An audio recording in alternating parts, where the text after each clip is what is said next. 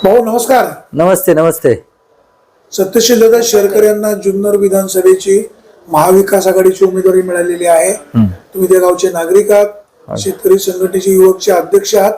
काय तुमची प्रतिक्रिया?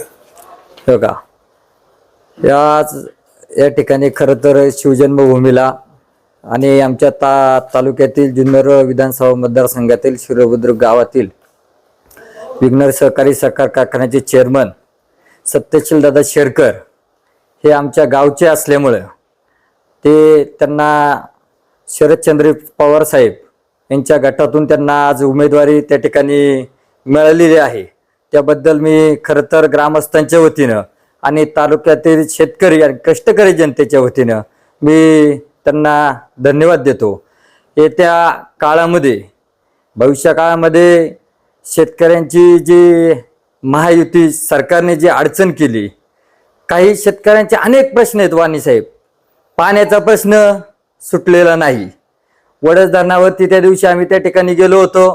अनेक नेत्यांनी त्या ठिकाणी त्यांना आश्वासनं दिली, पण त्यांचा पाण्याचा प्रश्न सुटला नाही. त्या ठिकाणी कुणी नेते आले नाही.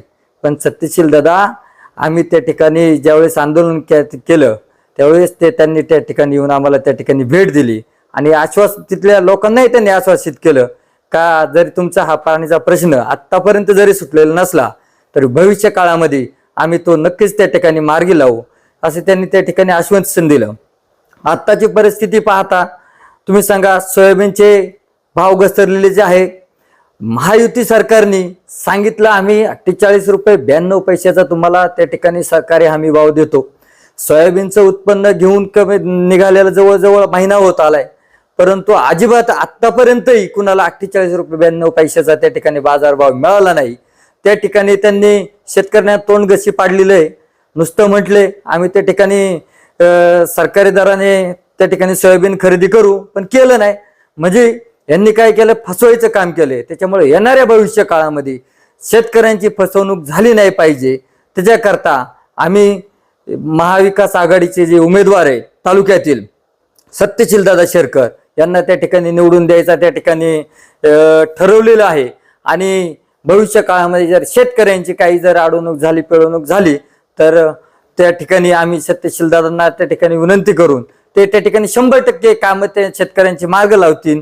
त्याच्यामुळं आम्ही आता त्यांना सध्या ठरवले त्यांना निवडून द्यायचं आणि शिवनेरचे शिलेदार म्हणून विधानसभेमध्ये त्यांना पाठवायचं ठरवले. आणि त्या पद्धतीने आम्ही काम पण करणार आहे, काम चालू पण केलेलं आहे, करणार पण आहे.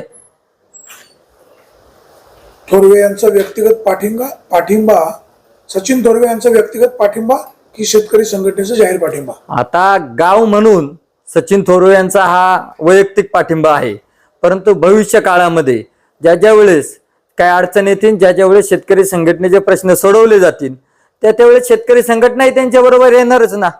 शेतकऱ्यांचे जे प्रश्न आहेत त्यांच्या शेतकऱ्यांच्या प्रश्नांची जाणीव शेतकरी आमदार झाल्यावर शेतकऱ्यांचे प्रश्न सोडवतील 100%. का नाही सोडवणार? आताही ते आमदार नसतानाही त्या ठिकाणी प्रश्न सोडवतातच ना. कुठं की जाती नाही.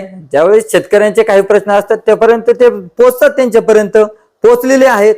आणि स्वर्गीय निवृत्ती शेठ शेरकर यांच्यानंतर हे खरं तर जुन्नर आंबेगाव तालुक्यात हरित क्रांतीचे जनक होते. त्यांच्यानंतर स्वपन शेठ अण्णांनी त्या ठिकाणी तो वसा जपला आणि वारसा सत्यशीलदादा अतिशय सक्षमपणे त्या ठिकाणी सांभाळतात. ते शेतकऱ्यांना 100% न्याय देतील ही आम्हाला खात्री आहे, त्यात कुठलीही आमच्या मनामध्ये शंका नाही. हवा कोणाची, आमदार कोण हवा?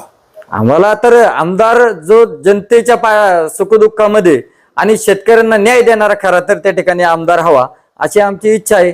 आणि महाविकास आघाडीच्या माध्यमातून ज्यांना पवार साहेबांनी अखंड आयुष्यभर सांभाळलं, परंतु ते काही नेते महाराष्ट्रातील अनेक सोडून गेले, परंतु त्या पडत्या काळामध्ये खासदार कोल्हे साहेब असतील त्यांनी साथ दिली, त्यांना सत्यशीलदादांनी साथ दिली. आणि सत्यशीलदादांचे आणि पवार साहेबांचे जवळचे संबंध आहेत, हे 3 पिढ्यांचे संबंध आहेत. ते जपण्याच्या दृष्टीने पवार साहेबांनी त्यांच्यामध्ये काहीतरी विजन पाहिलंच असेल नक्कीच. दूरदृष्टी असणारे नेते पवार साहेब आहेत, त्याच्यामुळं त्यांनी त्यांच्यात काहीतरी चांगलं पाहिलेलं आहे. हे तालुक्याचा त्या ठिकाणी विकास करू शकतात म्हणून त्यांना त्या ठिकाणी उमेदवारी जाहीर केलेली आहे. त्यांना आमचा वैयक्तिक माझा त्यांना पाठिंबा आहे.